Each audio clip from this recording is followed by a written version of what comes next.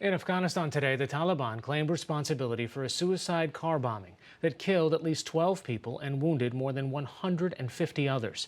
The explosion occurred outside an intelligence department compound in Ghazni. Many of the wounded were students at a nearby high school.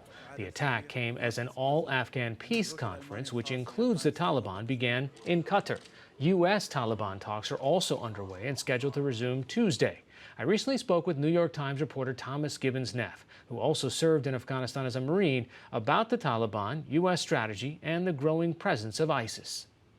Yeah, so I think the best way to think about the war in 2019 versus, say, the war and when I was there 2008 and 2010, it's like looking through a straw, right? The straw and at the height of the war, 2010, 2011, was very large. It was all encompassing. It was trying to build up the Afghan military, hold territory from the Taliban, and pretty much militarily defeat the group. And now, I mean, the straw is kind of like the equivalent of a coffee stir, right? The strategy is, is killing Taliban to keep them at the negotiating table, while hopefully coming to some kind of peace agreement that the United States can walk away from and feel comfortable about it. And what about the Islamic State, the rising influence of that in connection with or in concert with the Taliban?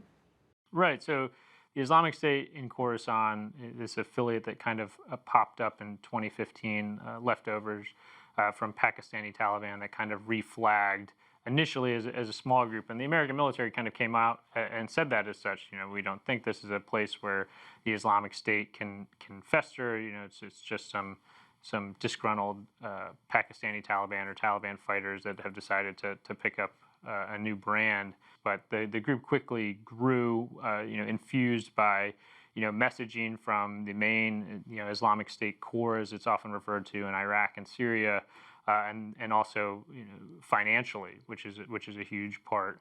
And soon their brand, I guess, I keep going back to using that term, quickly grew. So it's kind of turned into this own entity, and they've kind of been able to out-recruit the pace in which the American military is killing them. Wow. So why is that recruitment so successful? I think there's a lot of reasons. I mean, I think, what intelligence officials kind of fall back on is that, fighting for the Islamic State, it doesn't matter who you are or where you come from.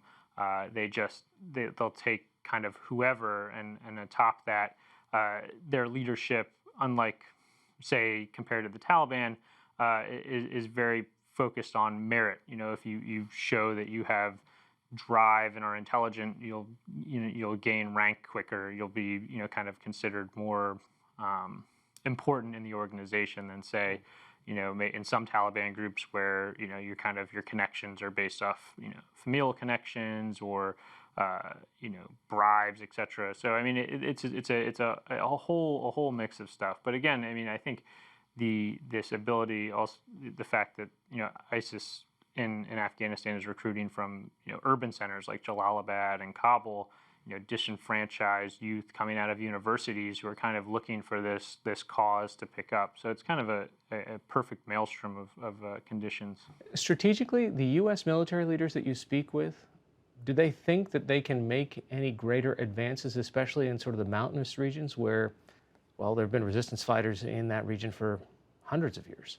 I think the strategy, or what the American military is trying to do, is keep them, keep the Islamic State in Khorasan in those mountains, right? Those aren't villages per se. They aren't urban centers. They're kind of, I think they refer to it as guerrilla territory, right? I mean, you can't logistically supply, the American military, the Afghan military to go up there and stay there.